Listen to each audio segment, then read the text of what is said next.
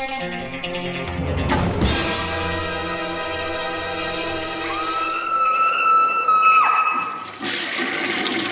guys, what's up? It is week 102, and I have a bunch of reviews for you, a bunch of Patreon picks, tons of stuff. First and foremost, the Blue Underground contest is still going on.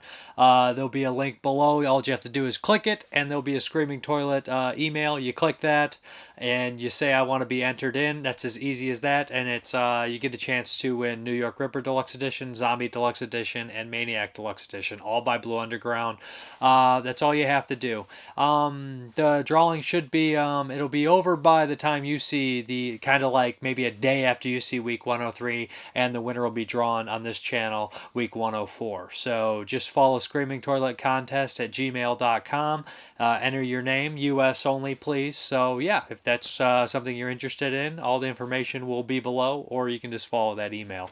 I guess we're going to hop into the reviews. This first one I'll be covering is from Doppelganger, and this is... bear with me here. This is Hagazussa. I'm not going to be saying that name too many more times, but this is a German film, and I'm going to be honest. The first thing people are going to say about this is, it's like The Witch, or it's this year's The Witch, or, I mean, it was made a couple years ago, released here. So, yeah, there is some comparisons. It's a period piece. It involves paganism and that kind of witchcraft stuff. But to be honest, this movie felt more like A Measure of Sin to me than The Witch. Or it felt like both of them, but it did have some influence, or I doubt its influence, but it felt similar to the movie A Measure of Sin, which kind of tackles, the psychology of people in this time and, being a woman in this kind of horrible situation. This is a film that takes place, I believe, 15th century. So we have, it opens up, it's broke up in like 4 parts, 4 chapters, and you kind of learn that each one of these chapters may not necessarily be in exact order because they jump around in time and you see flashes into this woman's past. But it opens up with a woman, an older woman and her daughter, and they seem to be the only living together. There's no man in their life, or like a father figure or anything like that. And the grandmother seems to fall ill. Doctors come and visit her. She seems to have some sort of plague. She starts to lose her grip on her sanity, and her daughter is kind of affected in a lot of ways. You see, she sees it firsthand, and she's very young at the time. There's some really twisted stuff in here, stuff that I was kind of amazed to see, and one thing I didn't realize what it was until I went back and watched the director's partial commentary, and I said, "Oh, I can't believe I missed that," and that's huge. That's something that needs to be spotted out, and my fault personally because I should have got that. But there's this thing involving someone becoming a woman, kind of breaking her sanity at the same time, and I was just like, that's pretty crazy to think that. Well, regardless, the young girl ends up being left on her own and to fend for herself. We cut to another time. They're all separated in chapters, like I said, shadow, blood, and I can't think of the other, fire. So at this one point, we realize she has a young daughter of her own, and you're starting to think, where did this daughter come from? All that's explained later on. And they had this strange kind of pagan religion, and you start to realize that it feels like something supernatural may be happening in this area, or definitely psychological supernatural. It feels kind of like something maybe like The Long Weekend, where you're like, what is going on here? Is their minds playing tricks on them, or is it generally something wrong with this environment? And it feels less like an outside supernatural element as a being, but more like nature in its entirety, because they have this pagan religion, and it feels like nature is kind of creeping in. Even at points in this movie that tends to happen with the house becomes more forest, like more nature-like and moist and stuff like that. And this film plays a lot with decay and nature mixture. It's very strange. And these kind of triggers that happen to the main character that happen with her mother in the past, and they kind of come back and they kind of implant into her brain as well. The one complaint I have about this movie is the psychology, because our lead character starts to lose her grip on her sanity as well. And I don't understand how the main character, and I meant the older woman, she seemed to be crazy maybe before, but I felt more like it was brought on by disease. And I would think that maybe, psychological problems can be passed on from generation to generation. And that's what I was thinking at first. But with this character has some sort of plague that set her sanity off, and her insanity off, or turned her insane, or whatever you want to say. And then this character seems to just be affected by the effects effects of what she saw, less more it's kind of weird in that kind of aspect. It's kind of saying what happens to you at a young age affects you as an older age, and yes, that's been proven, but I think it would have been a little bit better if the mother had more psychological problems stated before her disease hit. But it's an interesting movie. The sound and design and the images of the how it looks. I mean, that really is the definition of film, like sound and visual combined. And they do that really well, especially the droning weird sounds. The forest feels alive, it feels creepy, and the music comes in and it's droning, a sense of dread. You know how a lot of these movies nowadays rely big on their soundtracks to create a horror atmosphere, and this one does it as well. The surround sound was shaking, it was creepy. The lead performance is great. She gives a very dedicated and intense performance, and what we learn to happen to her, you kind of understand why she loses her grip on reality even further. And we have a point where she has this kind of they are like in this weird kind of religious thing where they worship certain things. So at one point there involves psychedelic mushrooms, and there's some symbolism for rebirth in here as well. And there's one of the most grueling scenes involving a young child, a baby. Don't want to say too much, but you guys can use your imagination in this movie, and it goes to the places. And the one thing that I felt at a certain point, I said, exactly what is the point of all this? And it's just so cruel that you have to ask yourself, what's the point to all this? And I guess it's just to kind of show the psychology of a person in this kind of time, but also it has this almost supernatural element. Well, it's something like Pan's Labyrinth. There is a scene in there where you can point one direction to the other if it's really happening or not. This one, I never felt there was that genuine scene. Maybe an open discussion with someone else would point me in that scene, and I would like to think about it a little bit more. But regardless, I've been thinking about the movie, so that's always a plus. It's well worth watching. And it has some great visuals, some great sound design. It's a well-made movie. Anybody that says different, I could see if this is not somebody's cup of tea. But you have to admit that when it comes to visuals and it comes to sound, it's there. And the story may turn some people away. It's a period piece that is pretty graphic at times and not an easy film to like or easy film to recommend, but it is, I think, a good one. On the disc, there is a selected commentary, which is like 30 minutes, where the director talks a lot about the movie. That actually helped me understand some of the things and made sure that my way of thinking wasn't completely way off. I was like, okay, I thought this happened and this happened. Okay, I'm there. I missed that, stuff like that. And there is a short film made by the director, which is, I think, close to an hour. But yeah, that is Hagazussa. Again, sorry, but this is from Doppelganger Films. It's coming out this month sometime. There'll be all the information below and probably a written review as well. Thank you.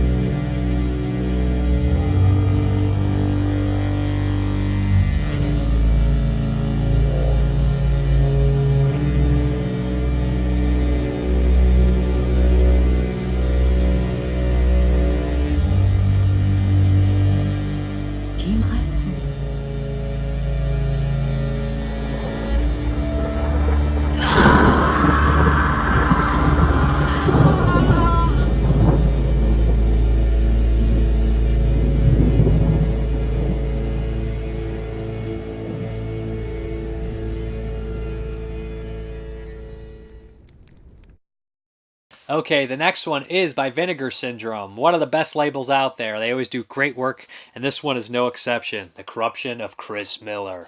Yeah, they advertised this as a Spanish giallo. So I was like, I love Euro horror. I love those kind of movies. Yeah, the Corruption of Chris Miller. It opens up right off the bat with a very strange murder, and it keeps you enticed right there because the movie goes on and it's more of a drama, but we have these layers of all these characters coming undone. We have this girl, Chris Miller. She lives with her stepmom, played by Jean Sorrell, I think. She was like kind of a famous actress that had a tragic end. But she lives with her stepmother, and they have this weird, kind of almost incestuous relationship where Chris wants her, waiting for her father to come back, who abandoned both of them. He seems to be kind of a piece of shit, to be honest. Enter this weird drifter, this kind of handsome drifter that obviously starts to, exploit his good looks with the women. And the stepmother, Gene Sorrell, kind of realizes, I can use him to get to somebody else, and that sets up this complex thing. And meanwhile, there is these murders happening. So who is the killer? How is it related to all this? They do let you in on enough information, and you can put some of this together where you say, well, this has to be this and this has to be this, and it leaves you only a couple options. But a couple different turns and twists happen where it leaves you intrigued, and when they do happen, everything was set up perfectly. Well, there's construction happening near the house, so that comes into play. Things like that, mentioning of a puppet show that was put on, and of course in the basement or the cellar there is the puppet show. It's just the cellar is used in that point, and then later on it is a way to enter the house. Everything in this movie is well structured. Nothing comes out of left field. There is some absurdity at one point, but it's played for almost the psychology of a character. Where when you find out who the killer is, that's definitely played for like kind of this person was off their rocker. The killer decides to wear very interesting outfits when they do their crimes. Without spoiling too much, but there's some iconic image on the cover, and that part is very genuinely creepy. And when the murders do happen, they're mean spirited, not necessarily in a graphic, gory way, but the nonchalantness and aggression that the killer has, without caring who is the victim, is pretty grueling. And I love that they show the newscast, the police detective talking on the newscast, and then they show the people watching that and how they kind of pull the strings of these people. There's also that in there. This is actually directed by Javier Bardem's dad. They mentioned that on the Shockwaves podcast, and I thought that was kind of interesting for sure. Coming from Javier Bardem, coming from a family of filmmakers, is nice to know. But this movie was shot well. It looked well. There's a great thing with the rain, constant raining, and everything like that. It plays into the character psychology that she was obviously abused during some time of water, and you get to see all that play in. And there's just one of these iconic moments at the end of the film that's shot really well, and the sound comes out, and there's this music, and the characters are rabid. It reminds me of something like Vampires by Jose Lurars, kind of, and the bloodlust it's done. And that scene's great without spoiling too much. And it all comes together nicely at the end, but there's still, so maybe possibly something else going to happen. On the disc, they have included kind of a retrospective of the director, which I didn't get a chance to watch. They have included kind of a short film about the actress, the big kind of actress, and how tragic her life was. That was very interesting, only 12 minutes long. They've included an alternative insert and an alternative ending, which I prefer. I don't know which one I prefer, actually. Either or, neither of them ruin the movie or push me over one way or another. So I like both of them. And they're a little different, definitely, but I think it's well acted. I think the dubbing's really good in this. I think a lot of the people on set were obviously speaking English because the lip sync up very well, and maybe they even dubbed themselves. But a giallo, there's not as many. It's kind of hard. Like the giallo is such a broad genre, so it definitely feels like a giallo, but at times it feels more like a psychological, almost like like there's some sexual nature to it as well, big time. But good movie. Looks great. Sounds great. No complaints. Takes place in a kind of a big mansion, so you got that gothic thing going for it. Recommended for sure. A nice release from Vinegar Syndrome, and I know they release all sorts of good stuff, some ranging from sleazy to cheesy to crappy to all sorts of things. And this is definitely one of their more classy efforts in that kind of Italian or a Euro horror, I should say. Sorry, I always call them Italian, even though it's Spanish. But the kind of Euro horror kind of deal. They have that. They're classy, but they're also a little sleazy at the same time.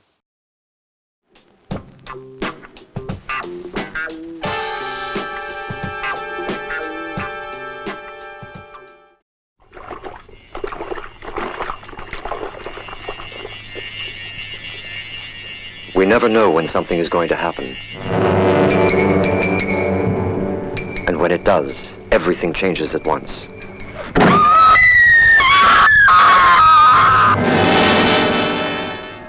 The corruption of Chris Miller. Two women who hate each other, joined together to protect themselves from a mad killer.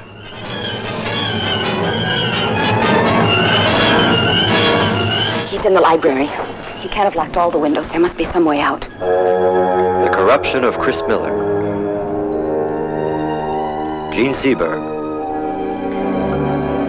Marisol. Barry Stokes. The corruption of Chris Miller.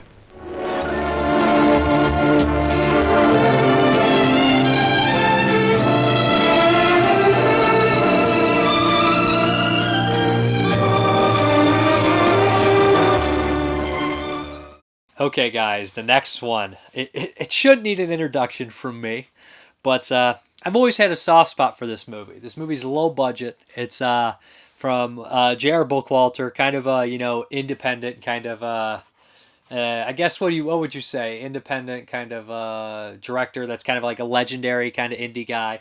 Now at this point, it's Robot Ninja. Yeah, from the director of Dead Next Door and Polymorph and Sandman and a bunch of other stuff. But this is the deluxe edition of Robot Ninja, remastered from the elements. That's right. For years and years, I never thought I'd even see a DVD, let alone a Blu-ray of Robot Ninja. But regardless, yeah, they remastered this damn thing. Robot Ninja was made in the late 80s and released in the early 90s. It was after Dead Next Door, and I think it was after Skinned Alive or before Skinned Alive. It was actually right before Skinned Alive. So Tempe history for you guys. Dead Next Door, Robot Ninja, Skinned Alive.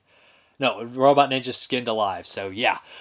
Robot Ninja definitely plays on the comic book tropes. It involves a comic book artist named Lenny Miller who does these graphic novels for people or comic books, and he hates what the studio's been doing with this character, making him kind of silly in this show, kind of like the corny Batman. So one day he witnesses a murder robbery, and he tries to stop it. He's unsuccessful, and he goes to his friend who's, I guess he is an engineer. He builds stuff. He's, that kind of character. So he begs him to make him a Robot Ninja suit. Lenny Miller is definitely delusional, but in all good revenge stories, they're going to pay for the revenge, and they're going to kind of lose a lot of themselves. So he decides to focus on this gang that was there.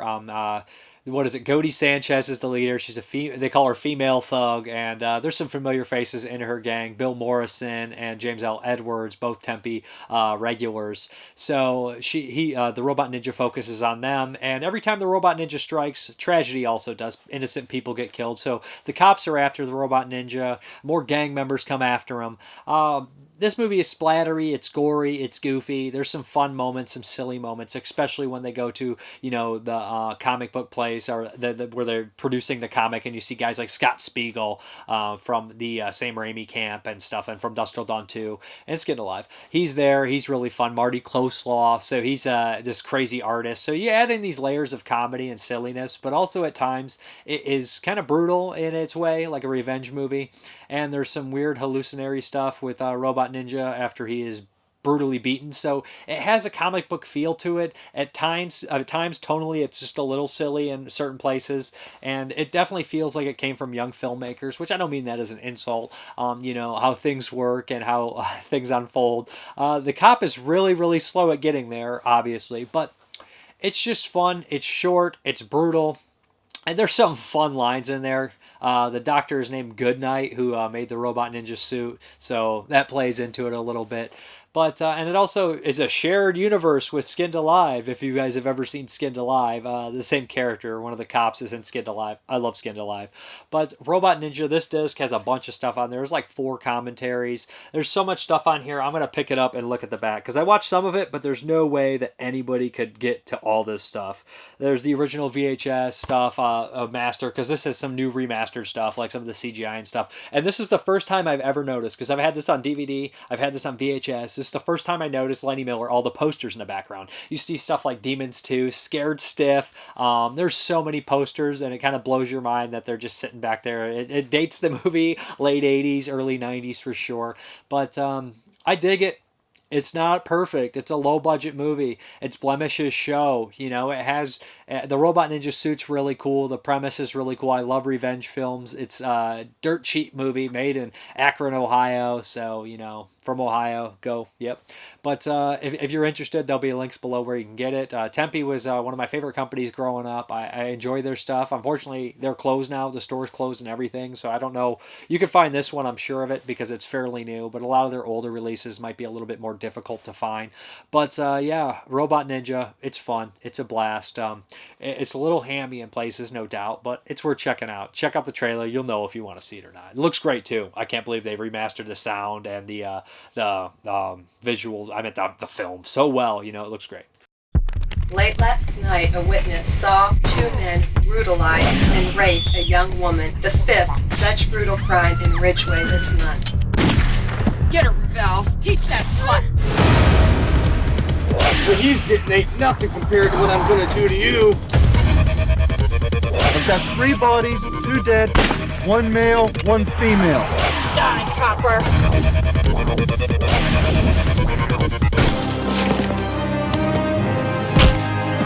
Everybody's pegging Robot Ninja as a new Batman. I'll show you what the Robot Ninja is really about. I want you to build me a suit. A real one, not some Halloween costume. Robot Ninja? What's it help for?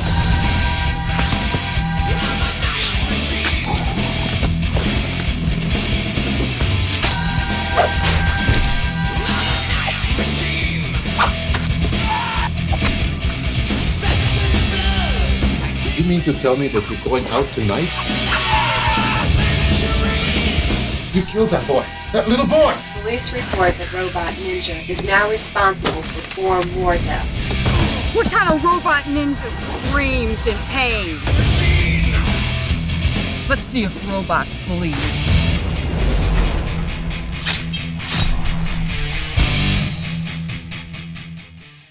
Okay, the next one is a Patreon pick from the 22 Shots of Moods and Horror Boys. Jeremy picked this one, and it is, geez, I'm not going to be able to say this director's name, but he did Amelie and City of Lost Children. This is Delicatessen. This is actually the second time I've seen this movie. I did watch it years ago, and I felt iffy on it, but this time around, I enjoyed it much more. Maybe I'm smarter, maybe I'm just more easygoing. I don't know. But yeah, this is a French film that is I guess a post-apocalyptic kind of weird world, and it's a cannibal film, but it's also a comedy. The first thing I could say about, well, Delicatessen, it's about this kind of apartment, and it has this hierarchy where the butcher's kind of on top, and you guys know exactly what they're eating in this futuristic world when you can't even find rats to eat. But there's also this underground kind of group of people that are resistance. They eat vegetables. They're vegetarians. They kind of remind me of the people in Brazil, like, what is it, Robert De Niro's character who's going through the tunnels and everything like that. So they're like the anti-society people. They live underground, and they eat veggies. So this former circus performer, the guy is in a bunch of stuff, including Legend of the Holy Drinker, and I think he's in Alien Resurrection, which is also by this director, and he might be an Amelie as well. I'm sure he's in all this director's movies, but he is a former circus performer that had some tragedy happen to him, and he has nowhere to go, so he decides to try to get a job as a handyman in this apartment where the butcher and everybody resides.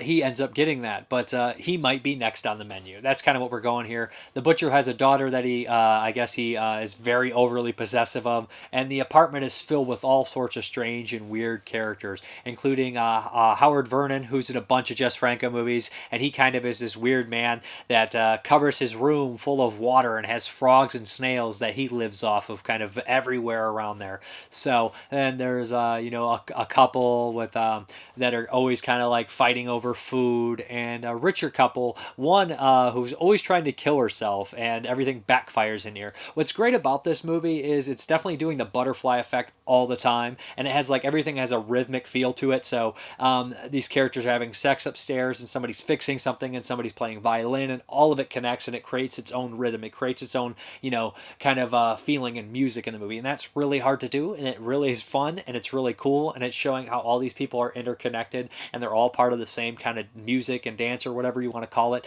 But it's really cool and clever, and I know that guys like Edgar Wright still do that, and that's really cool stuff. But he uses music and stuff in there, but this is like creating the music, and all these people are. It's just really clever how they do it. It's a dark comedy. It's very silly. At one point, one of the characters is being threatened with the butcher knife, and they're not. And the person says, "Scream, scream!" So somebody will come down and help them, and they can kill them.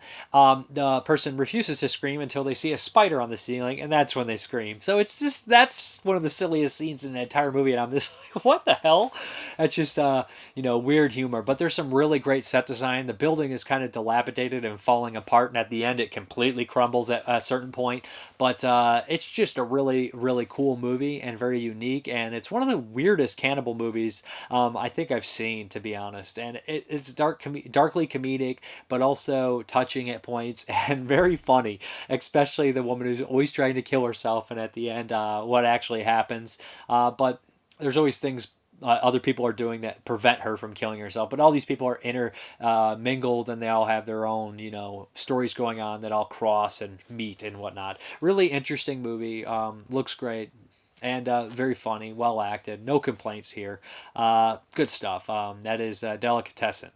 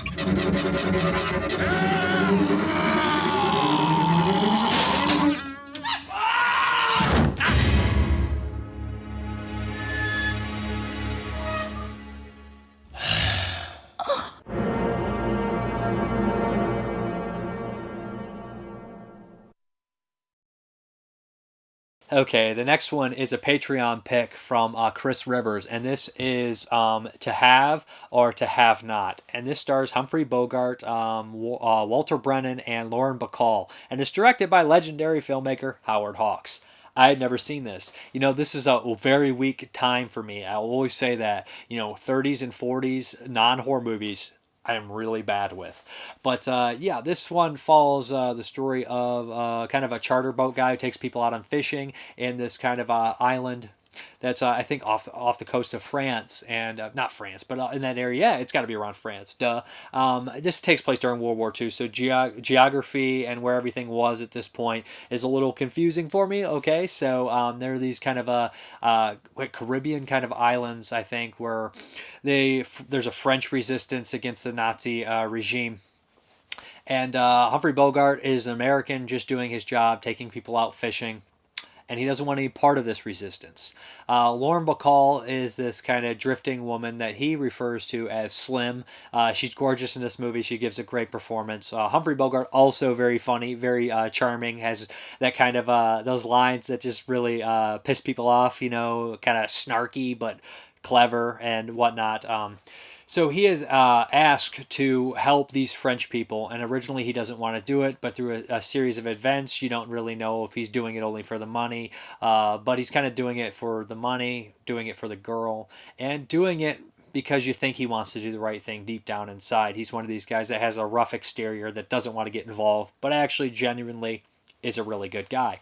And Walter Brennan is kind of his first mate, and Walter Brennan is great in Rio Bravo, also by Howard Hawks. He plays this kind of lovable, loud, kind of drunk who's slightly annoying, but also endearing, and he's definitely that in here. He is a drunk that follows around Humphrey Bogart and helps him out, or thinks he's helping him out, but Humphrey Bogart's really taking care of him, and he always wants a drink of whiskey. But anyways, he gets caught in this like fight between the kind of fascist guys and the French Revolution, or the French Resistance. And the bad guys are really interesting in this movie. They aren't just come in and shoot everybody all the time. They're kind of witty, they're smart, they want to try to figure out exactly what's going on before they do something they'll regret. But really interesting, actually, how the bad guys are portrayed. And I really enjoyed it. Like I said, the movie has good moments of suspense, and everybody definitely is like just madly in love. The filmmaker, the whole story, everybody's madly in love with Lauren Bacall and Humphrey Bogart, because it's just like, oh, they're so great, you know, you can tell. But I dig it. I like the environment. I like the story. I like the setup. I like the characters. I like how it ends. There's not much to complain about really on this movie. It looks great, especially, you know, stuff on the boat and looking out over, you know, the black and white. And that actually, I love how they lit this stuff in the actual, I guess I'll call it cantina or bar, you know, with the piano and all the lights and stuff. It's just like, I'm thinking like this. For how much technology has advanced? Have we really come that far and got it as good as we should in filmmaking? Because the way they light this stuff, and they had less to work with, it's just like it looks. Black and white, these old classic black and white movies always look so good when they're in HD. But I watched this streaming, so I don't have a Blu-ray to talk about the features or anything like that. But I was really impressed with it. I thought it was well acted. I thought it was a great story. But everybody knows that. I mean, obviously it's a classic for a reason. But I definitely want to check out more Bogart and. Lauren Bacall. I honestly only know Lauren Bacall from the 1980s movie The Fan, the weird kind of Michael Biehn, James Gardner stalker movie, which is actually a cool, decent movie, but not on this level or not this type of film. So yeah, but to have and have not, great stuff. Ernest Hemingway, soldier of fortune, who can always be found where adventure beckons, now takes you to the danger zone of the mid-Atlantic, where strange ships slip through the fog with even stranger cargoes, where every man has a price and every woman a past, where all barriers are down and the only law is the law of the Caribbean.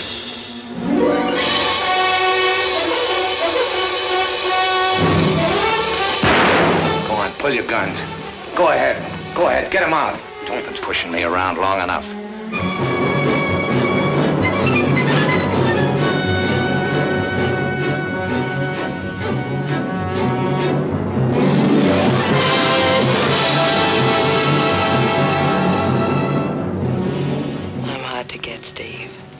All you have to do is ask me. You know what you're getting into. It's gonna be rough.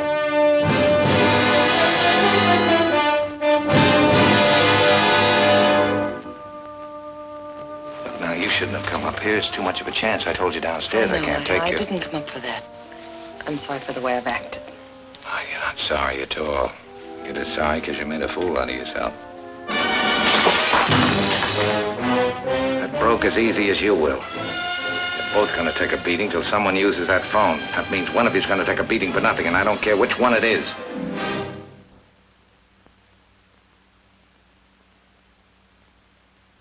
What'd you do that for? Been wondering whether I'd like it. What's the decision? I don't know yet.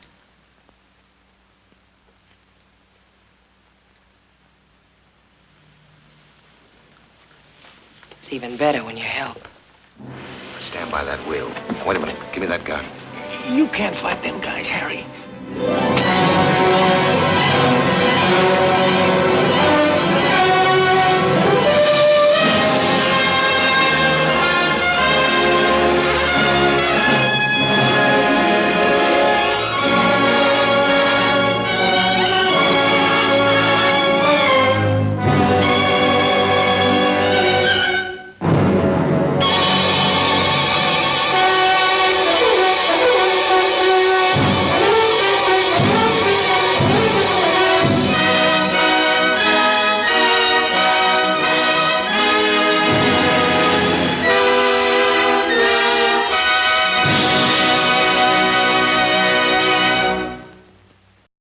Okay, the next one is the Patreon pick from Jonathan Wilhelm, and he picked Deadpool 2.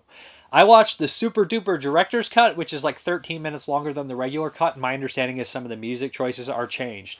Okay, I watched this on HBO Go. I got a free subscription because it was the only place to rent it or basically watch it when not paying like $20. They wanted you to buy it everywhere. So, okay, Deadpool 2. I actually dug the first Deadpool. I thought it was really fun, really refreshing.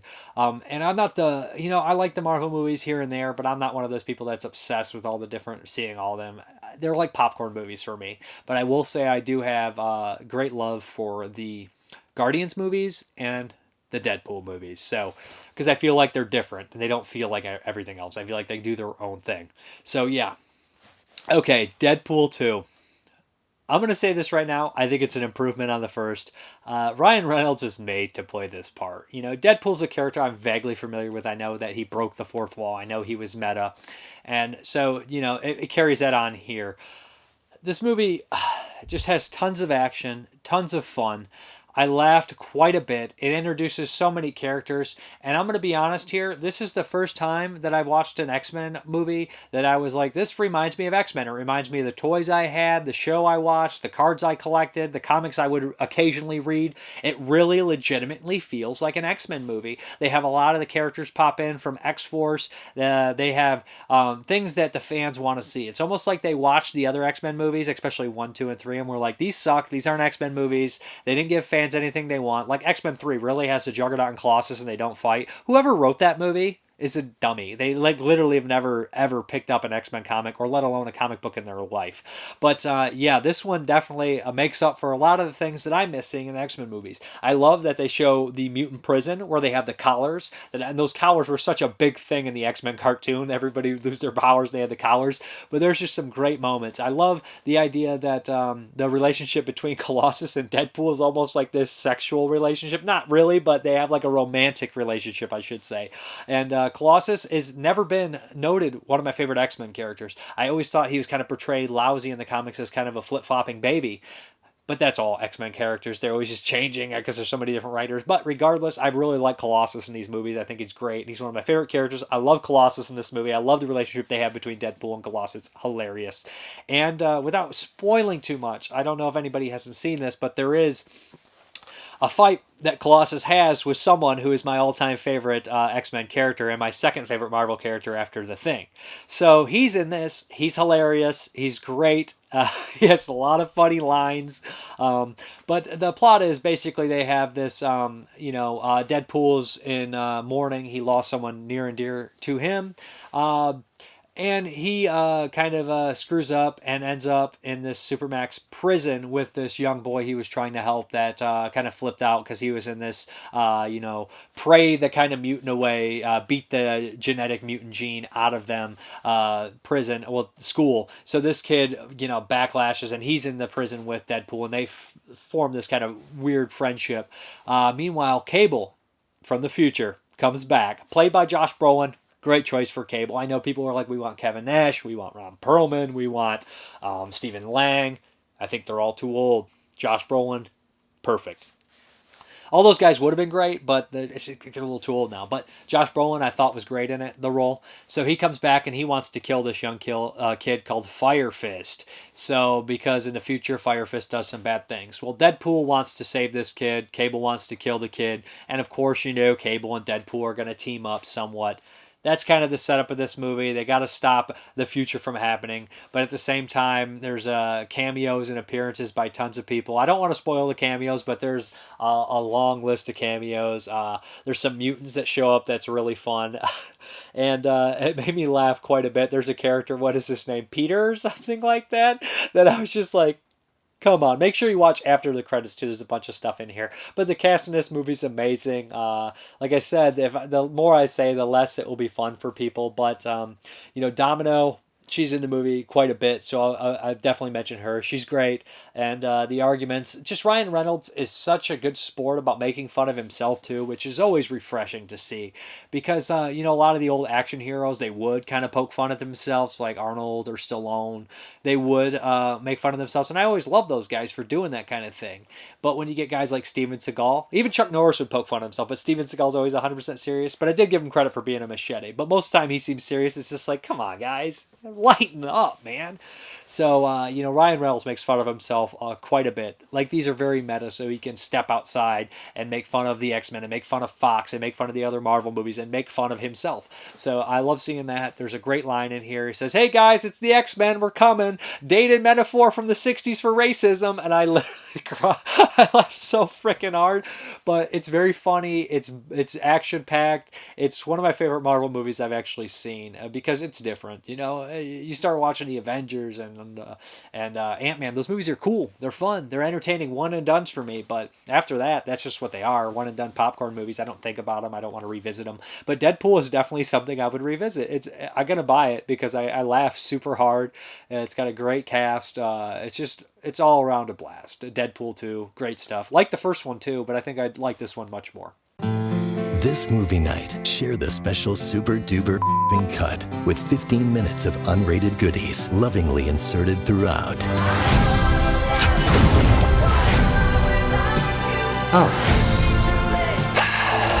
Enjoy the story that has touched people in ways they never imagined. Why is your hand so tiny? That's not my hand. Oh, that was nice for me. Watch Deadpool 2, the Super Duper cut, now on digital. Okay, the next one is from my friend Matt Brown. It's a Patreon pick, and it is called Agony, the Life and Death of Rasputin.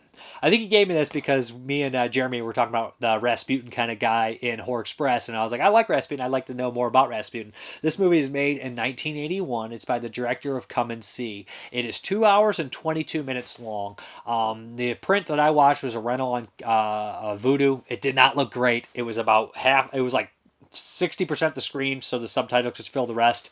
Not a great looking print. Okay, like I said, I do know a little bit about Rasputin. Probably as much as the average person, maybe a little bit more. But the thing is, this movie, I'm going to say this right off the bat, this movie is made for people that are big history buffs about that time frame, Russians, or people who are obsessed with Russian politics and Rasputin. I am not any of those, really. So this movie was very hard for me to get interested by. It's not a poorly made movie or anything like that. The set designs are great. The budget obviously is there. There's tons of people in the film. The performance by Rasputin is good, although very jarring because he's a mad person and he's crazy. But the idea is Rasputin was someone who connected himself with the czars of Russia, and he kind of got himself into politics and really kind of screwed up Russia for a very long time. And, some people would blame Rasputin for the rise of communism in Russia. So all sorts of things like that. But regardless, Rasputin played a major effect on Russian politics. But let me just put it this way. At one point in this movie, they mentioned that there was 19 major political parties in Russia at the time. I don't know Russian politics barely today, except what I see on the news occasionally, and that they used to be a communist state. I'm a communist country. You know what I mean? Like USSR and stuff like that. I know the average stuff, the everyday stuff. But when you go back and you're thrown into that time and that political turmoil with characters like Rasputin and the Tsar of Russia and his wife and the mother and all these characters, and it's just like, oh my god, this is very confusing and very hard to follow, especially when every 30 seconds they introduce a new character who you haven't seen before, and that character may not pop up again, or they may pop up in the next 5 minutes. And towards the end of the film, there's a character that pops up, and he is a monarchist, and he starts to go on and on and on about if you kill Rasputin, or if Rasputin dies, this could throw the whole Russian political system in turmoil, and Russia will fall from it. It's just it's probably a very historically accurate story of Rasputin, and it does play into the fact that Rasputin was for the people, but he's kind of like a rat, and there's lots of memorable scenes in the movie, but I'm going to be honest, this was one of the hardest sit-downs I've ever watched. It took like 20 sittings in 2 days, and it's not because, like I said, it's poorly made or anything like that. It's just a subject that is so hard to get into, so hard to pay attention to. It's like the Martin Scorsese, like Rasputin, but in Russian. Like, they just boom, boom, boom, boom, jumping in and jumping around parts and things like that. But it also involves all these politics, which I don't know anything about at the time, because they're very complex, and all these characters, and this character be like, I want Rasputin dead, or Rasputin's for the people, and it's just like, this is very rough, and it's a very, very hard film to get through, especially when you're reading subtitles and the print looks like shit. You can barely tell anything what's going on. It was just a very, very difficult watch. And like I said, I wouldn't recommend this movie unless you are a huge Rasputin history buff, into Russian politics, or Russian yourself. It's just something that doesn't really, it's very hard to grasp me. I think the Christopher Lee Rasputin's something more up my alley from Hammer Films than this one. But I don't want to, say poop on the movie or anything like that, but this is just totally not for me. And it's a very, very small audience for this movie. Совэкспортфильм представляет фильм режиссера Элема Климова «Агония». На экране достоверно показана агония русского самодержавия. Перед вами Николай II. Призраки исчезнувшего политического мира.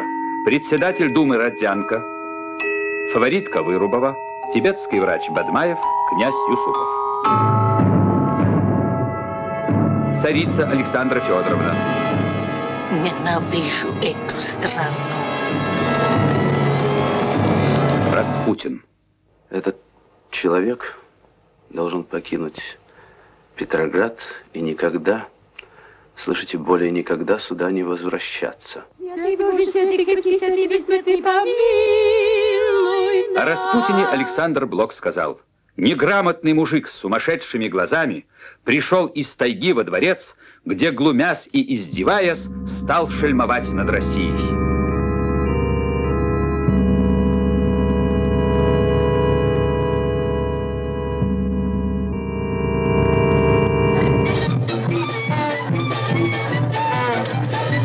Пока я тута и вы тута, не будет меня, на кого валить будете? Я полагаю, что председателем Совета Министров должен быть Протопопов. Вот и крест поставил. Кому посылать-то? Пойдите в ноги к государю! Монархист Пуришвили. Скажите, что так! Дальше нельзя! Государственная дума.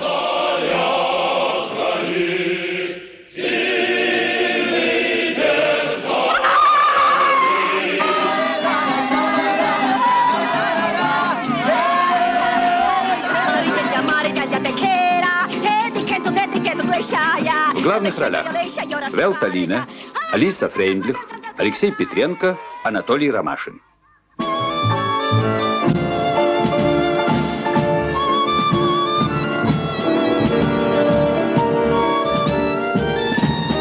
чего ждешь, Феликс? Время-то больно тесно. Веди. Жену, Феликс.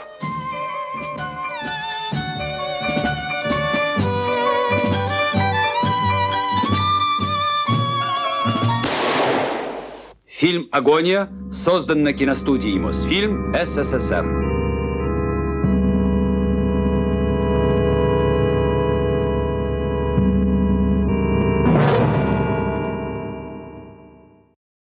Okay, the next one is a Patreon pick by my boy Derek Bourgeois, and it's also the first of a double, or a double header of the Weekly Western.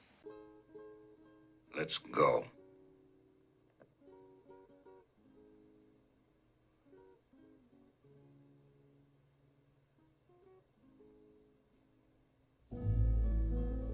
Why not? Fill your hand, you son of a bitch! Say when.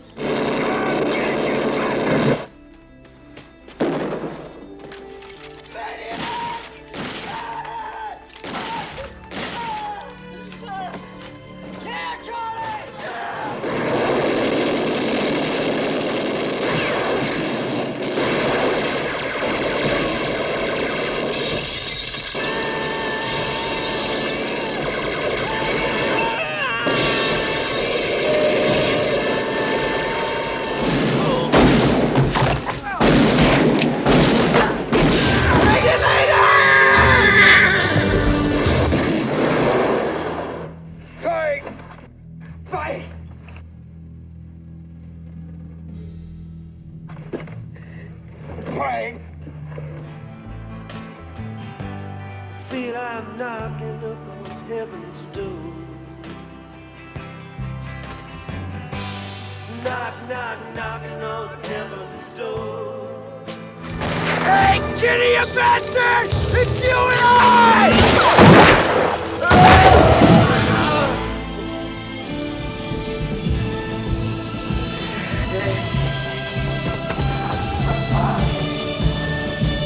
I don't deserve this.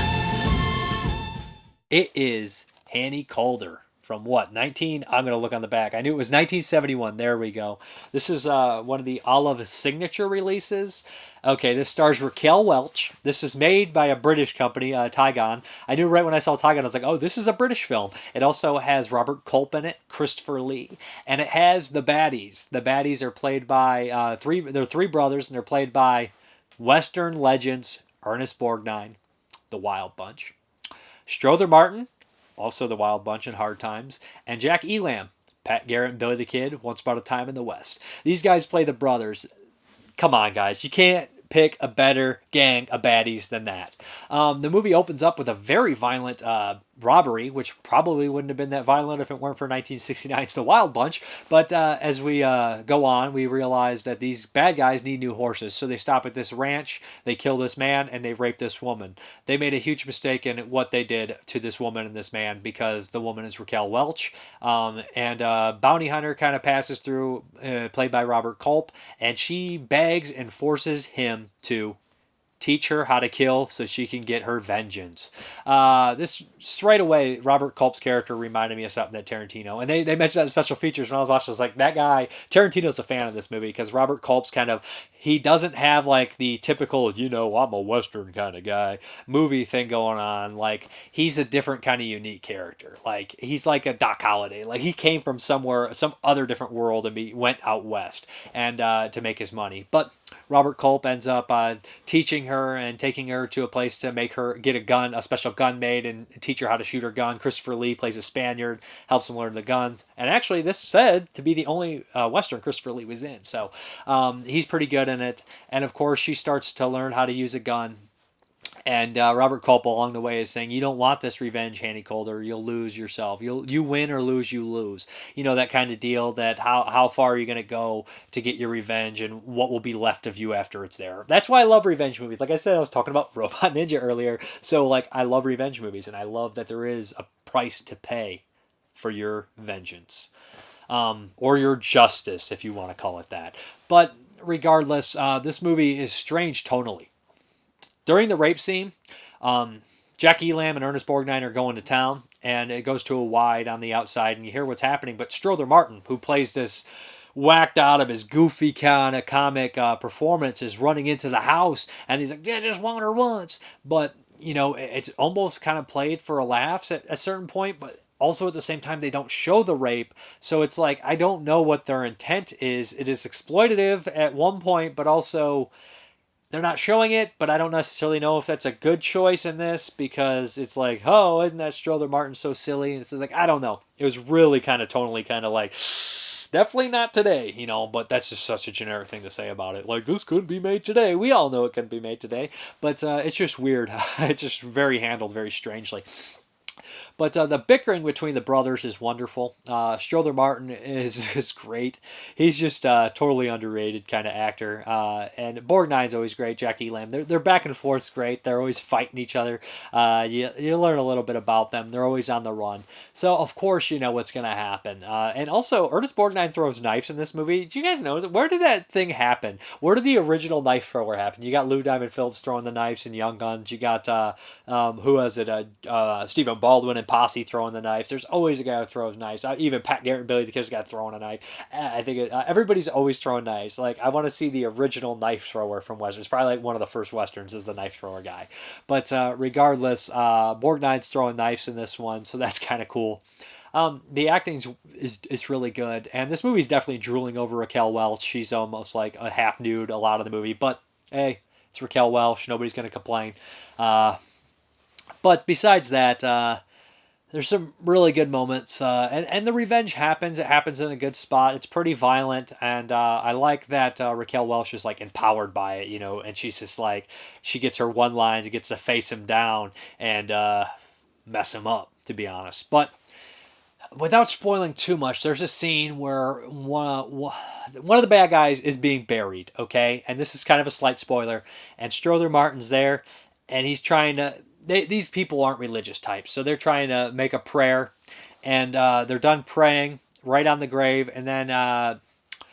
they look over and they're digging 2 more graves. They're like, what's going on here? Well, she told us to dig 2 more graves. And Strother Martin runs back to his brother's grave with his other brother, and he starts bitching, and he's like, God damn! And he's like, oh, sorry, God, because he just got done praying, and I laughed out loud. It's just that kind of stuff is just brilliant. On the disc, this is the signature edition, so there is a couple, things where they actually do talk about the tonal rape revenge thing here. They're like, this is kind of empowering, but at the same time, it's just kind of not right tonally.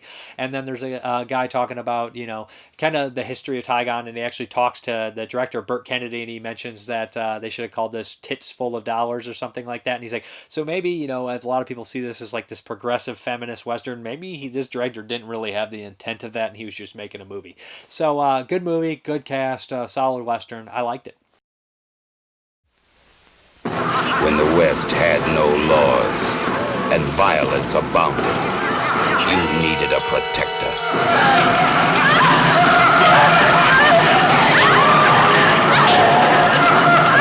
Someone to watch over you. You're a bounty hunter. I am. The way you shoot that gun. Can you teach me? Get you some proper breeches and boots. We got a lot of hard riding ahead of us. I'll be in the saloon if you want me. What'll I do with these pants I've got on? Wash them.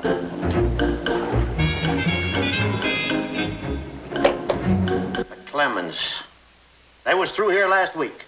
Cut right on out, though. Call. Thank you, Sheriff. Anytime. Anytime at all.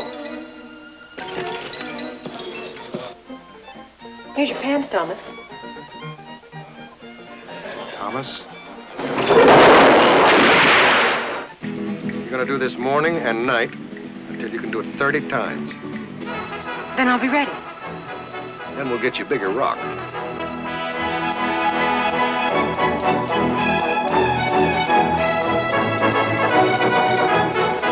Draw the weapon out of the holster slowly. Raise it to arm's length. Squeeze the trigger. Don't pull it. This time, turn a little more sideways. You're a target too, you know. But when you fired, he's shooting at you too. Win or lose, you lose. You'll not be the same person. I hope to hell I'm not.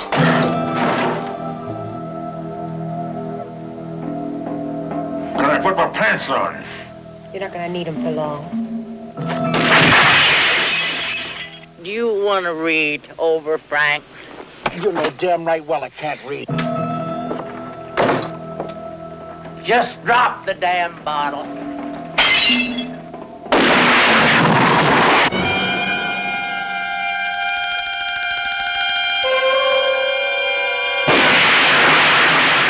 You were right about me. I'm a rotten liar. Rotten with a gun, too. Now who's lying?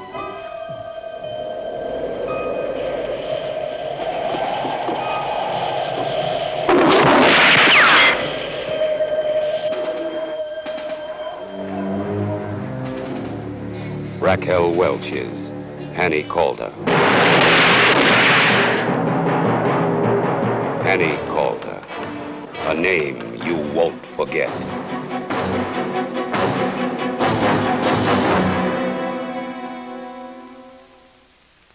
Okay, guys, the second part of the weekly Western is, you know what? Let's hit that again.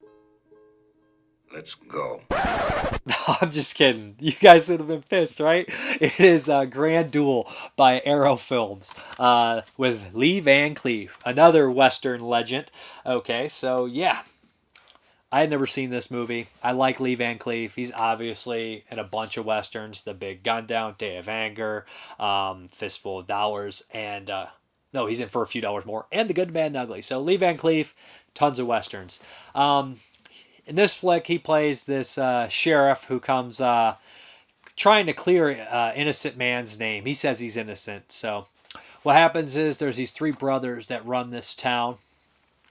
And they're blaming this young man for killing their father. They call him the Patriarch.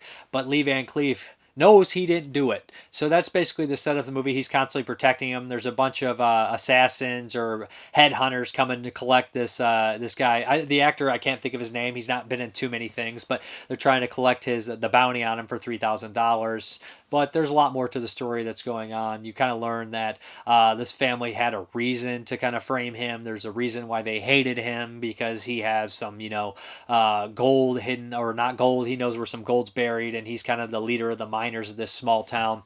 And this small town is kind of being, pushed around by this corrupt brothers. There's three of them. One who's like the politician, who's kind of like the mayor. One's the sheriff, and one is this flamboyantly weird, strange character who's clearly like that, gay homosexual character that is just like a sadist, which is very common in these movies. And think Fire and Ice. Not, but it's not a Western. But back in the day, there was that, Necron. That character was like super flamboyant and gay, but he was also like a sadist and evil and just bored with his life. This character's kind of like that as well. But that's basically the plot of this movie. They pick off a lot of the bad guys. There's some familiar faces in here. One of the lead kind of bounty hunter, I guess you'll call him, is in, what was that one? Violent Professionals. He's the guy in the beginning in the train station who guns down a bunch of people. He's in tons of stuff. I think he's even in The Good, Bad, and Ugly. So, yeah, like I said, it's got some good familiar faces. The end shootout is wonderful. I love seeing the end shootout, the way it unfolds and everything like that. There's a flashback in here that it's obvious who's in the flashback. That's definitely not what they're going for. But this movie relies a lot on its cool characters and the acting. And Lee Van Cleef is cool as a cucumber in this. The movie opens up with a great shot where he's going to, they think he's a bounty hunter as well. And he's kind of wandering through, and there's all these bounty hunters around the town trying to find this guy who's hidden in there. And this is a $3,000 bounty on his head. So Lee Van Cleef goes through and kind of like shows where everybody is. The commentary mentions all this as well. And I was like, that is very clever. That is very fun. But there are some things I noticed, like when the horse is riding, it's a different guy and one of the bounty hunters. You can't really complain about that. There's a couple twists in here where I was like, why'd they do that? What's the point of that? But it's a really cool Western. It looks great. I enjoyed everything about it. These spaghetti Westerns, you watch so many of them, they do tend to bleed together occasionally. But, Lee Van Cleef stands out, of course. And the brothers stand out. This one has some good bad guys, memorable bad guys, and there's some fairly, sadistic stuff in here with a Gatling gun and child murder, which doesn't always happen in these movies, but made probably the most famous in spaghetti Western by Once Upon a Time in the West, which is a really brutal scene. But yeah, Grand Duel. It is loaded with features. It has interviews with a lot of the people that were involved in the film, including Ernesto Gadaldi, who wrote it. And it has, I think there's an appreciation on here with an expert talking about the movie in itself. But nice release, looks good, sounds good. Solid spaghetti Western.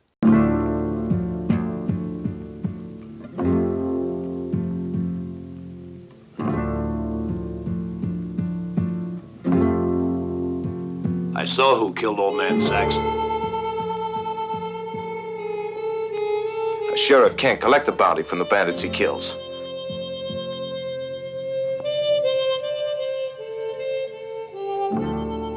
I never kill for money.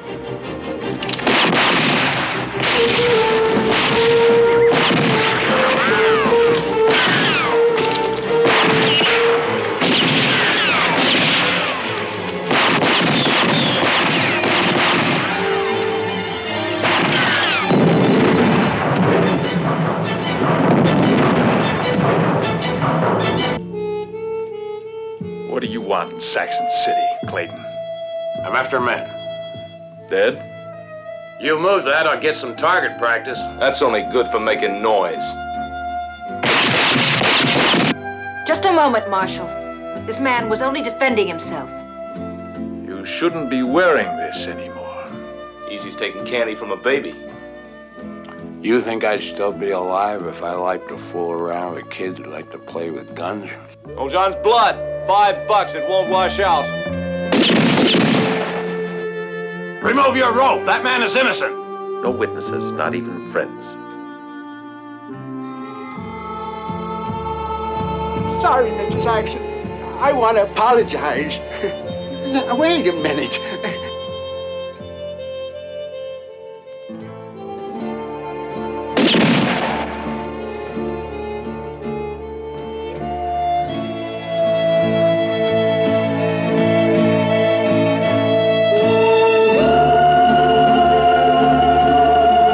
Let us make this an era of peace and of order.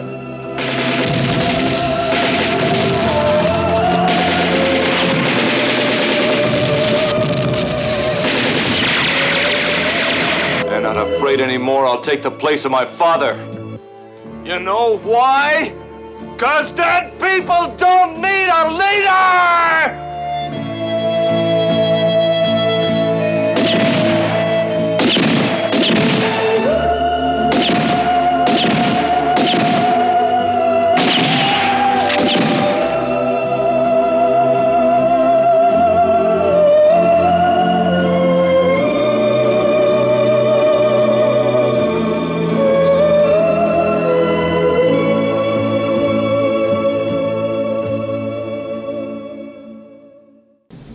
Deserves got nothing to do with it.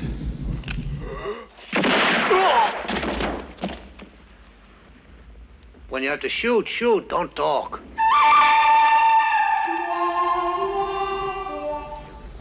Okay, guys. The next one is the VHS Voyage. And we're getting down to the nitty-gritty. Like, I only have a couple more to do, which is a damn shame because this one wasn't particularly good. It is The Jar from Magnum. Yeah, I've had this one sitting for years here. Okay, The Jar. I put this in, and it started off, and I was like, this is like a weird student art film. And I was watching it, and I was like, where's this going? This is kind of interesting. This man gets in a car accident. He brings the guy back with him to the hotel, and the guy has a jar. He brings it in. There's this weird creature in the jar. The old man disappears, and the jar kind of starts to haunt him and drive him mad. But it's kind of told in like flashbacks where it jumps around and goes in flashbacks. He starts to talk to this girl next door, and she shows an interest. What is up with these movies where it's like, hey, I'm clearly demented and clearly not healthy, and I'm average looking guy, and this like pretty girl will be like, I'm going to take interest in you. You look highly dangerous, and I could easily be killed. I'm going to take interest in you and try to save you. It's just like this weird kind of like, you know, delusional thing that writers or male people have, or men have. I don't know, but it's silly. So she starts to take a liking to him. Meanwhile, he starts to have these weird visions where he jumps back in war. He jumps back into like these strange things that I don't know what's going on. And while I was watching this movie, I'm like, either these filmmakers are throwing everything in the kitchen sink in here, or they cannot get their message across at all, or it's all bullshit, or I'm a moron. So I was like, maybe I'm a moron. Because at the beginning, I wanted to like this because they did some cool lighting and stuff with like bright color like coming out from different areas. And I was like, I love the idea of this little creature in a jar. But at the same time, I'm like, why does this all connect? Is this an allegory for, you know, loneliness, for his fucking sexuality? I don't know. And I don't think they know. I just feel like it's a failed art film that doesn't really go anywhere, that threw in everything in the kitchen sink. Where it's like, why are we going to Vietnam? What the hell's going on here? I mean, is this like a statement? I mean, I need a commentary to even grasp what the hell's going on in this movie. And it's one of these movies where I was like, I can almost guarantee the lead is the director, but I don't think he was. It's that kind of movie where you're like, is this a vanity project? But I just don't get it. I don't understand it. I'm confused by it. I wish I knew what the hell was going on. Maybe I would enjoy it. Maybe somebody can tell me what the hell is going on, because it's not particularly great enough to keep your attention to like 110% where you're like, I'm going to dissect every second of this movie. Like, no, it kind of sucks after like 20 minutes. So you're like, all right, what's going on? Why is this happening? Who's who? I mean, like, there's just that character. And then he like has black and white flashbacks where there's another character. And I'm like, is there going to be some sort of like resolution? Is there a point to no resolution? I just don't know the point of this movie. And I mean, it does have some interesting visuals that I enjoyed, and the setup is interesting enough, but it just doesn't go anywhere for me, and I can't even remember the ending, and I watched it like a few days ago, so it's just not, like, I'm having bad luck with the 2 VHS Voyages, Mind Killer than this. I don't know which one I'd rather watch. I probably might watch A Jar, because I think I might have, maybe there's something there, I don't know. But regardless, actually, I'd probably look at the runtime, whichever one's shorter.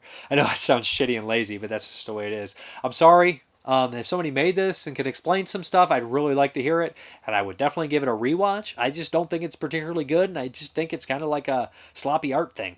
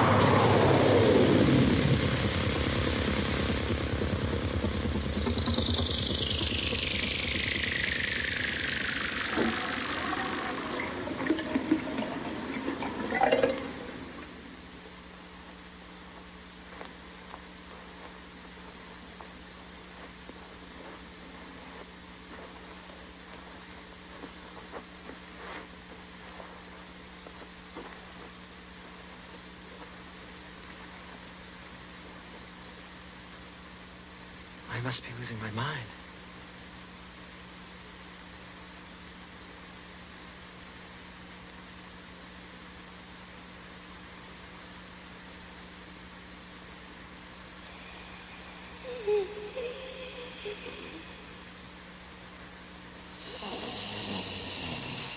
Okay, the next one is the Pick a Movie, and I watched this on Vudu.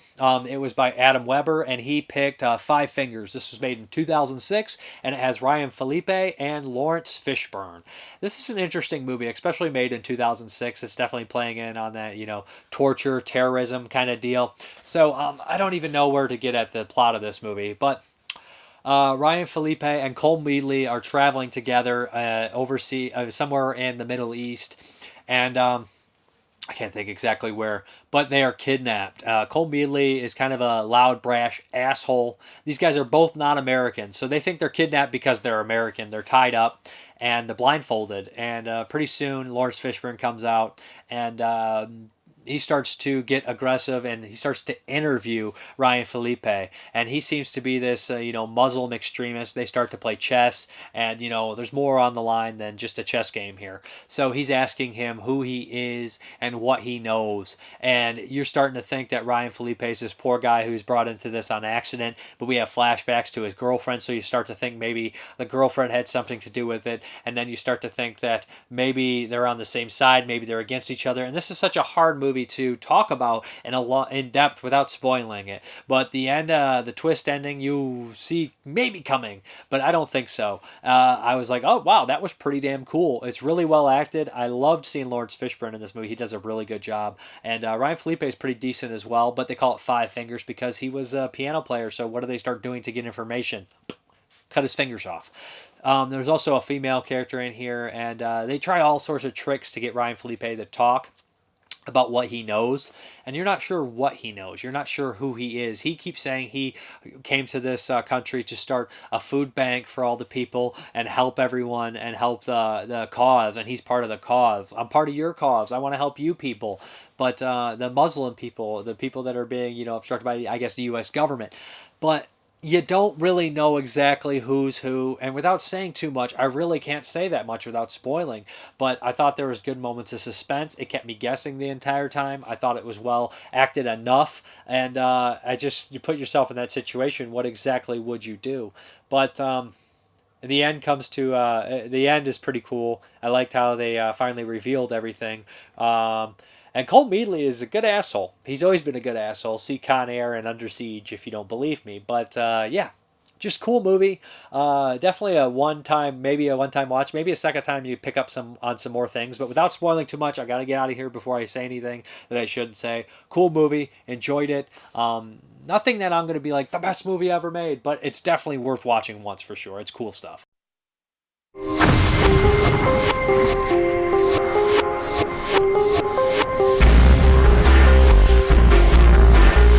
We're gonna change the world. I'm really gonna miss you. I'm gonna miss you too.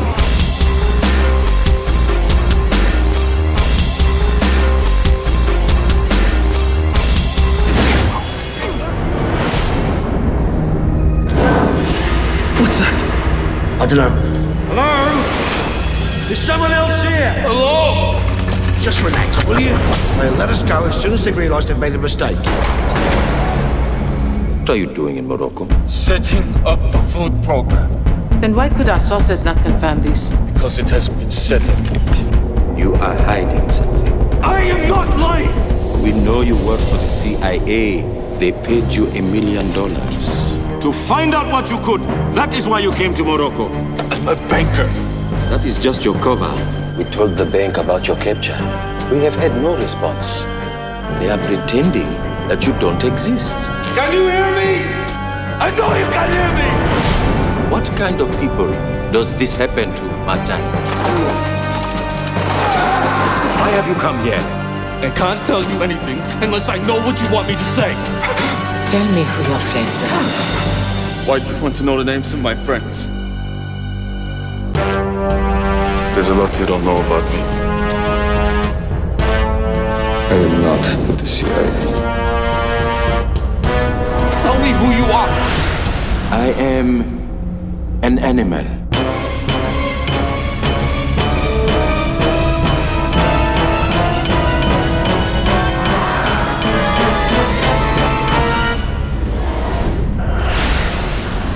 You know everything. Not everything. Okay, we're going to get in the pick a movie drawing. And Peekaboo, you didn't get back to me. I'm going to have to skip you, man. I'm sorry. I know you always comment, so I'm going to pick 2 names again. And who are they? Whoever gets to me first, unless I know what movie you want me to watch. Dexter Aurora? Or what is that? Aruda? And who's going to be number 2? Because I like to keep them in a week in advance, so this puts me at a disadvantage. And who is the other one? Moller Morel. Or Morel. So get to me, guys, and I will... Whoever gets to me first, or whoever I can find easiest, will go first. But okay, I guess we're going to... I'm dipping out of frame. Unprofessional. I guess we're going to go into the questions. Nick Mua, what would you tell yourself if you could go back in time? That, for me, is just so many different things, I would say. I just can't get into that. You know, there's a lot of private stuff that I would say, a lot of things I would do different, and a lot of things that... if I start to talk about, I'll get emotional. And I really don't feel like getting, all, emotional right now. So, sorry. But there's just so many things. But something fun, I would have bought that the extended cut on DVD of Dawn of the Dead. And then I would have sold it right at the moment. When I could. It'd make money to buy the deluxe set. Stuff like that. I would have done fun things like that as well. But... if you could afford to throw an annual event a la Wasteland, Cinema Wasteland, what would you call it and what might it look like? No real idea what I would call it until I actually had the whole thing together. I know it would be hard to get it together without a name, but I like to, make the whole thing up and then, get the name at the end. But I would do a focus similar to Cinema Wasteland, but I would focus on character actors because I love character actors and they're kind of totally underappreciated. So we'll do that. Are you looking forward to all the Rob Zombie, to Rob Zombie's 3 from Hell, the possibly concluding chapter of the House of 1,000 Corpses franchise, or are you just meh? It's run its course. I'm actually looking forward to it. I'm just curious how he's going to continue it. A, B, I like almost all Rob Zombie's movies quite a bit. Lords of Salem, I can appreciate. I don't love it, but I understand why it's cool and it's good. And I need to rewatch. But I don't like 31. Everything else I love. I love Devil's Rejects. I like the Halloween movies. I enjoy House of 1,000 Corpses. So I'm really, really looking forward to it. I'm really interested. This is going to be kind of the determining factor on Rob Zombie, because if you make a couple, like 31's bad, then your next one's bad, you lose a lot of people. But I'll watch what he does, regardless. Would you ever direct something in another language? Probably not. I'm not that great of a director now. I don't have that much experience, and the hurdle of another language would just not be very easy. It would just be very hard. Unless they were like, here's $1 trillion, and you can do whatever you want. Then I'd be like, we could do this. Jonathan Wilhelm, solid reviews. I got to ask you, are you displaying your VHS yet? And I will will we get to see some rare ones? I am now, and I will show you some. Oh, yeah. If you guys, you notice I put the VHSs up from the cabinet, so on a new bottom shelf. Maybe next week I'll do the video on week 104. I'll show you guys. I couldn't do them all exactly how I wanted, and there's some ones that I have on DVD and Blu-ray that I have kind of lined up in a different way.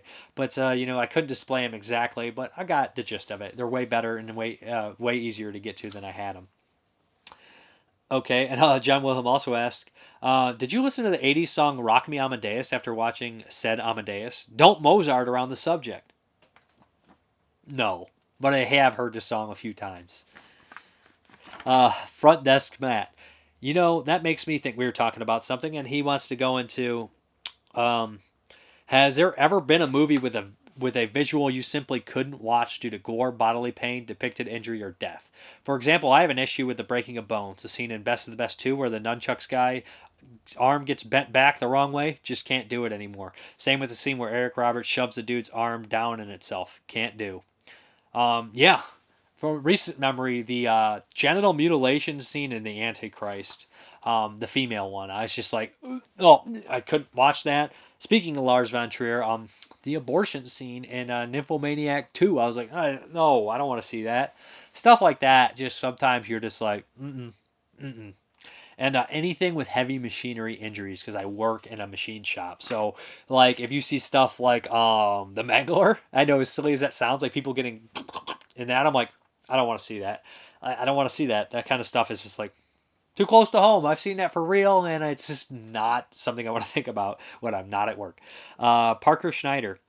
Why did Jeremy think Jeffrey Jones and Alec Baldwin were the same dude if they were both in Beetlejuice? I don't get it. Please explain in your next video. Also, go home. No refunds made me laugh. Thank you. Jeremy's crazy, and I think he has minor face blindness, so I think he probably thought that Jeffrey Jones was actually Alec Baldwin, so every time Alec Baldwin popped up in a movie, he was like, oh, that's the guy from Beetlejuice, even though they didn't look very much alike, so I think he thought modern Alec Baldwin was Jeffrey Jones from Beetlejuice for a while. I don't know. That's all I can explain. He has weird face recognition stuff. Answers. What did I ask last week? Any fond memories or weird memories of watching movies with your family? But here's an answer from a few weeks ago. Peter McCain, I asked which would you prefer, Violent Shit 2 or 3, and Peter McCain says Violent Shit 3 is great. So yeah, there's another one for me, Jason. And he says 4 isn't actually bad. I still need to see the reboot. Don't watch the reboot. I don't even like 4, but don't watch the reboot. Okay, some answers for memories you have of watching weird movies with your parents or family.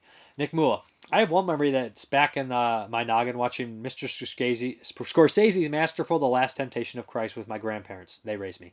The Christ/Mary Magdalene sex scene weirded them out a bit, though not too much. I didn't confuse. Oh yeah, and also I thought he confused me with a different person, but Nick Moore says I didn't confuse you with the other day, Parker. There's only one Mrparka. I thought I saw a pic of you and Mr. Hooper on Facebook, so I thought you talked to him. No, that was probably John Russo, I think. John Wilhelm. Oh, the most awkward movie with the folks moment was when my mom walked in on me watching Critters 2. When the Krites were going ham in the Hungry Heifer, my mom could only muster, "What the heck are you watching? I know I didn't drop you on your head for this. I know I didn't drop you on the head for this, for you to be this weird." To be fair, I was dancing along with the Krites. They're sitting there. That's great. I'm going to throw in a story right now that I had. I remember my mom used to let me rent some stuff, and Carnosaur, I bagged her when that came out. So we're watching Carnosaur, and the woman gives birth to the dinosaur, and my mom says, it like upset her sensibilities. She was like, nope, that's enough. This is too stupid. It's like she was worried I would think that the reproductive system or reproduction was involving dinosaurs. I don't know, but she was just like, she just got offended. She was like, that's too fucking stupid, and took it out. Okay, Paul Weikel. Some of my best memories are from watching horror movies with my grandma. Growing up, I'd often go stay at her house for a few days at a time, and I would always take a bunch of horror movies with me. She would often sit through some of the goriest and most messed up movies I own. It always fascinated me that my gram seemed to like gore. One of my cousins told me that my gram probably liked those movies because they were so different from what she had grown up with. Almost like someone who had grown up with Atari experiencing modern-day video games for the first time.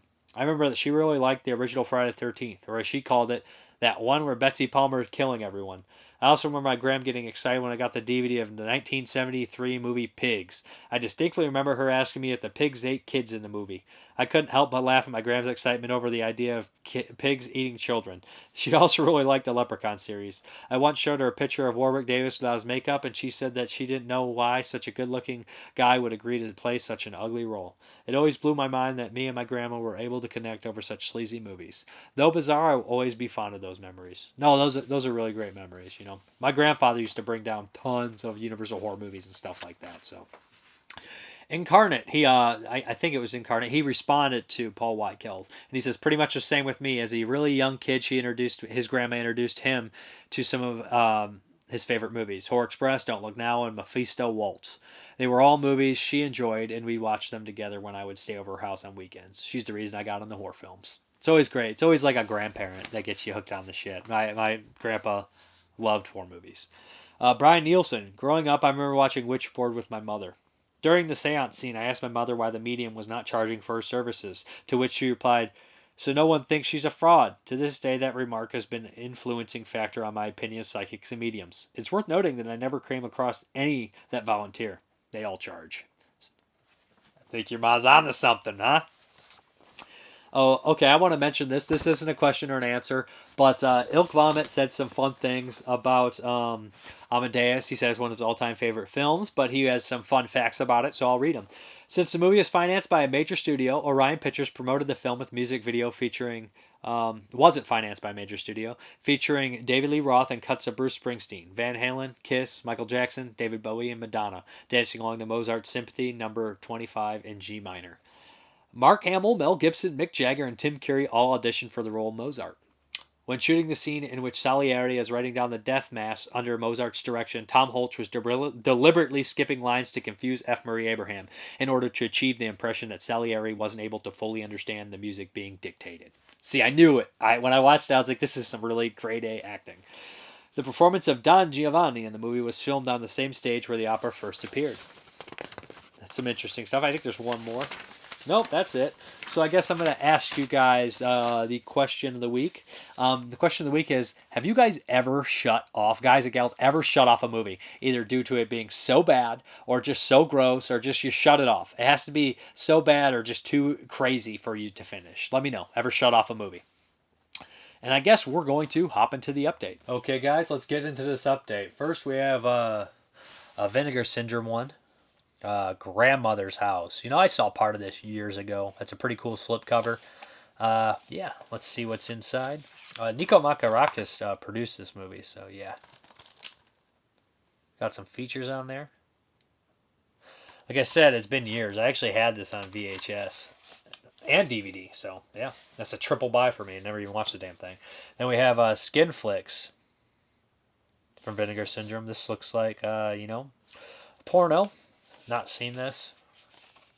Not really sure what this one's about. Hopefully there's not too much naughty bits on the back there. But like I said, love Vinegar Syndrome. Reviewed their other movie in that package this week, Corruption of Chris Miller, which was really cool. We have Darkroom. So I actually think I had a VHS of this one as well. So yeah. Let's open it up and see what's under the slipcover.